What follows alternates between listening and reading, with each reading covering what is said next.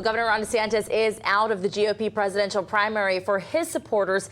Even though DeSantis endorsed Trump immediately after suspending his own campaign, there might be some trepidation about where their votes should go now. Now, that's because Nikki Haley's still in the race, and tomorrow, of course, New Hampshire primary, which could be her big breakout moment. CBS 12's News I-Team Chief Investigator Mike Magnoli is live in our studio tonight. Now, Mike, with DeSantis out, this is shaping up to be a Haley-Trump showdown. Maybe so. I spent the day talking with leaders in Florida's Republican Party. They predict that Haley is out of the race by Wednesday.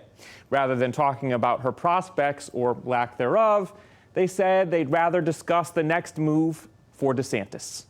He has my endorsement because we can't go back to the old Republican guard of yesteryear. With Ron DeSantis out and backing former President Trump, many Republicans find themselves in a squeeze. But Florida Republican State Committeeman Joe Budd says none of them will jump ship to Nikki Haley. Do you feel trapped? Do I feel trapped? Well, there's no other candidate out there that is a conservative candidate that matches the same principles that I would like to adhere myself to, you know, as far as conservative things to be accomplished. And so Trump is the guy. When I first spoke with Joe Budd back in December, he was predicting DeSantis would do well on the debate stage in Alabama, and that would win him points in Iowa.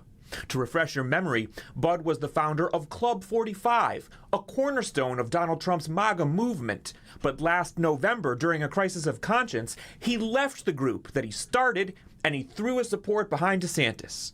One good thing about DeSantis being out of the presidential race, Budd says, he can now get back to his reforms in Florida. His probably major obstacle in the past and a hurdle that if he climbs and overcomes this going forward, he's going to be deemed a hero, and that's obviously the Florida insurance market. Budd says DeSantis can have a win there if more insurance companies come into Florida and make the market more competitive, driving down the cost to homeowners.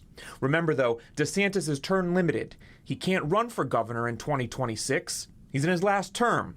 So with 3 years left, Budd predicts DeSantis will make more budget cuts, rein in spending, which resonates with Republicans. Continue to be a good executive leader of the state from a financial standpoint would be a very strong feather in his cap. But returning to the presidential race, Joe Budd and two other top Republicans who I was chatting with today say if Trump's legal troubles catch up with him, or if, say, he's not on the ballot in Colorado, then other states get him removed from the ballot, the Republicans may have to pick their nominee at the convention. And if that happens, DeSantis could suddenly be back in this thing. I'm Mike Magnoli, CBS 12 News.